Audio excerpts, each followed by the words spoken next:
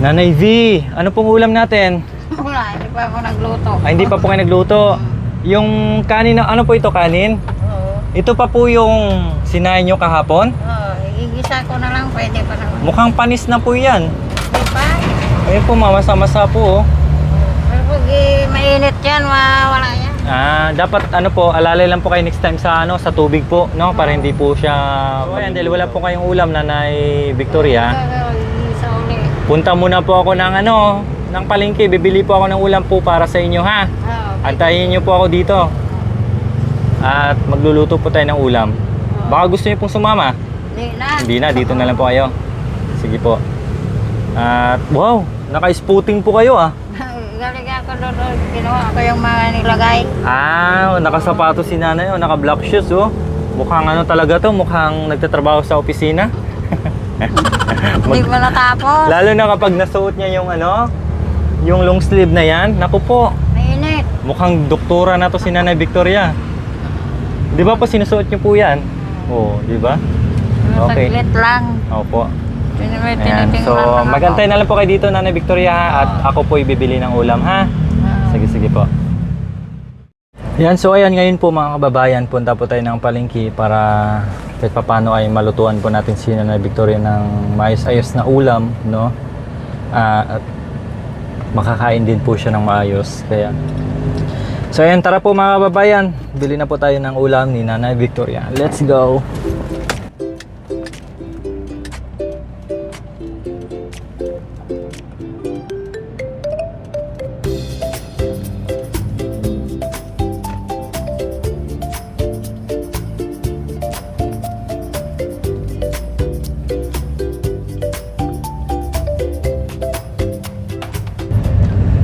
No, kasi nakaraan yung pinaggrocery ng team si Nanay Victoria, may natirang mga dilata tulad ng friska.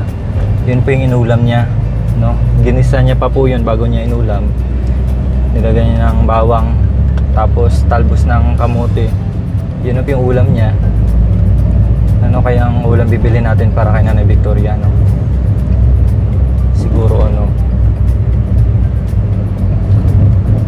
sabaw or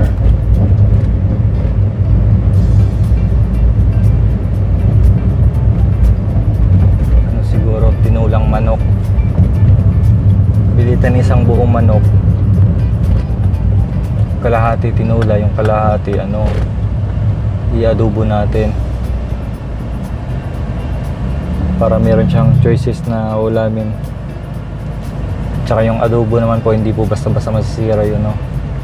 Tama-tama, mamayang tanghalian niya or hapunan, tinulang manok, tapos kinabukasan may matira pang adobo. Saan ba yung palengke nila dito? Adobo. Yan, so yun mga kababayan, nandito na tayo sa market. At makakabili na rin tayo ng ulam ni Nanay V.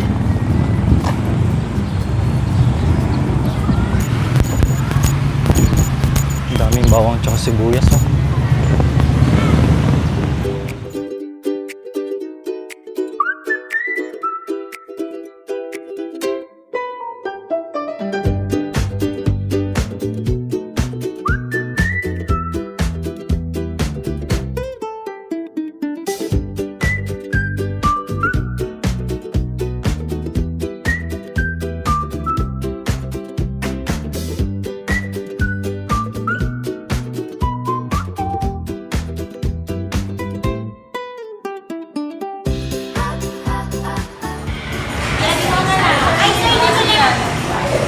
Magkano kilo na te?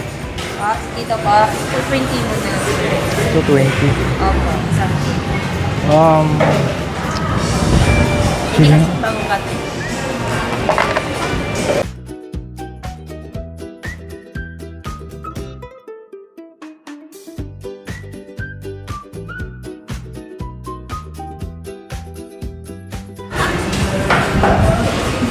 Sobra na po yan, sir. 260 na po yan.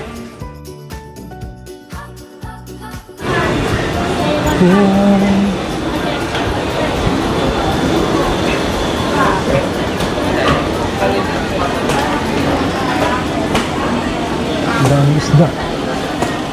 Ito sarap ikilaw oh. Bulinaw sa amin yan yung mga dilis na isda. Ang daming isda dito oh. Oh. Sari-sari. 240.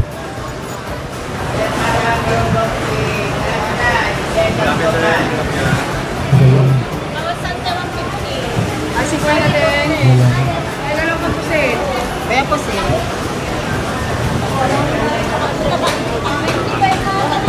Ang daming isda.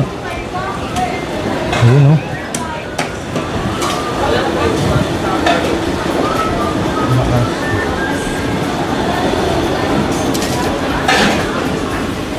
Oh.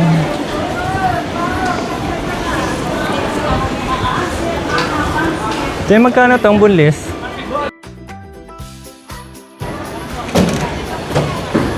140. Ilan? Ito na lang para ano? 140 daw. Daming tuyo oh. Talkag. Hipon. Yung dilis na binaing. Oh, ang dami. Pusit. Danggit. Saka yung espada. Ayos ah. Pansit, mga pansit! Bili tayo ng tuyo para may ano, madali ang ulam si Nanay Victoria. 1/4. Kalahati mo na po. Para medyo marami-rami siyang tambak.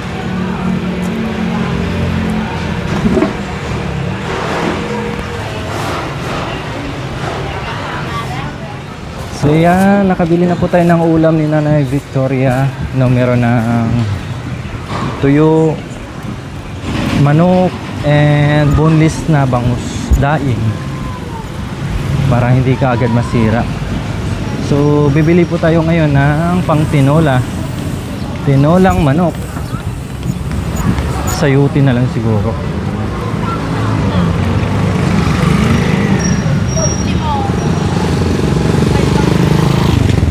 Sayuti tapos sibuyas bawang.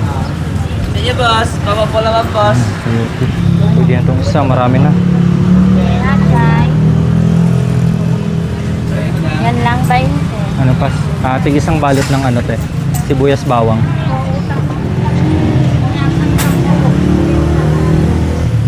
Isa, puti. Yung ano, pula.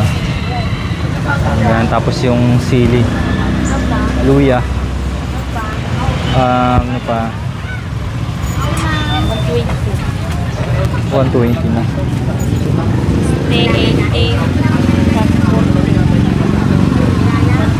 Ano pa kuya? Kamatis? Pang ano, tinula? 120. Ano, dahon ng sili, meron ka? Meron 20. Yan na lang, isa. Ano pa? Ayan, bili tayo ng merienda ni nanay. So yun mga MJ, nakabili na tayo ng merienda. Kaya tayo ay uwi na. Naku po, mag alas 4 na pala. 3:54 ng hapon. Tagal natin ah.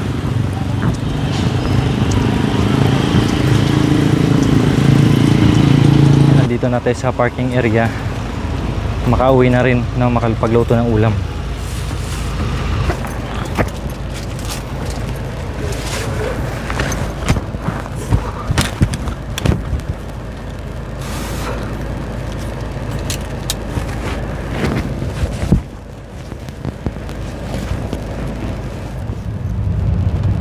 So yan po, papunta na tayo kay Nanay V.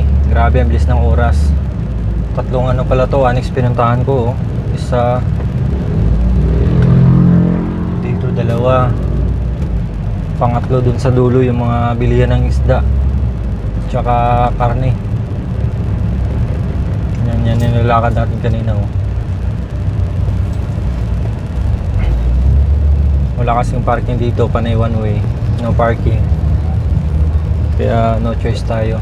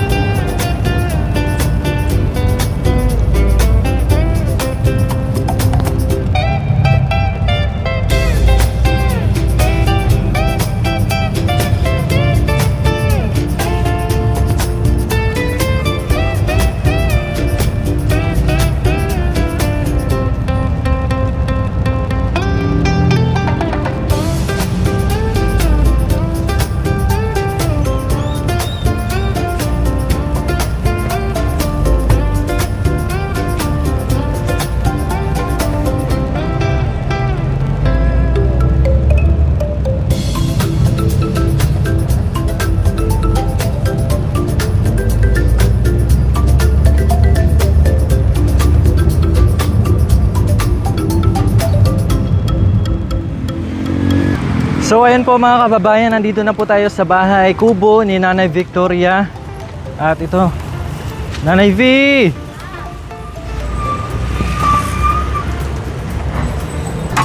Nagkape na po kayo?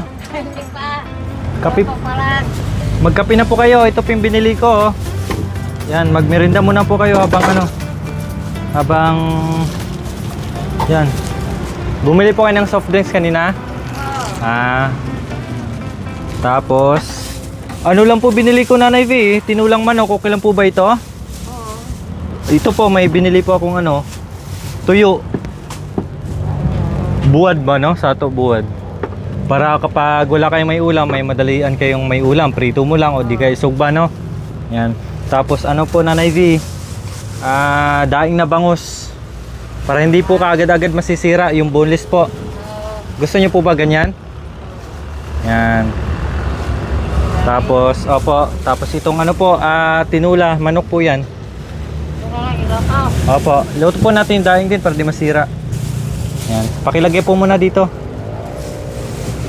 Yan. So, ang gagawin po natin, okay lang po yan sa inyo. Binili ko? Oo. Ha? Oo. Yan. Di na tayo bibili ng marami. Baka masira lang po, no? Oo. Tama lang po yan. Ilang araw nyo na rin po yan. So, okay. So, ano masasabi niyo po na bumili tayo ng ulam?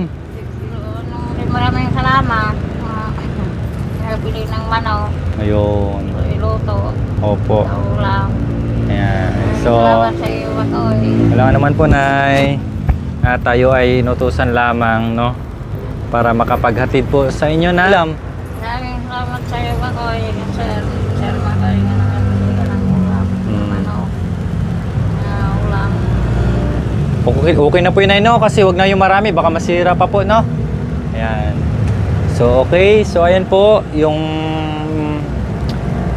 budget dyan, yun po yung nagbigay dito pang kortina, pangbili ng kahoy. So, yung pinabigay niya yung pera po, no, inuunti-unti natin bili para dito sa pangangailangan ni Nanay Victoria, no? Si ano po yan, si Ma'am Lily Bungo Galis from Orleans, Canada ba yan? O USA. Ayan. So, ito po yung binili ko, Ma'am Lily, para may ulam po si Nanay Victoria. So, ayan po. Hanggang dito muna po kasi ayusin ko lang to. Tapos mamaya ay magluluto na po kami. Ha? Babay po muna. Babay po. Salamat po sa panunood sa pagpalingki natin. Grabe, ang lawak pala ng palingki doon, Nay, no? Ang haba ng nilalakad ko. Grabe. Ang layo pa ng parking. Nung unang ikot ko, akala ko doon. Yun pala, one way. Kaya bumalik na naman ako ulit. So, ayan. Babay po. Thank you so much.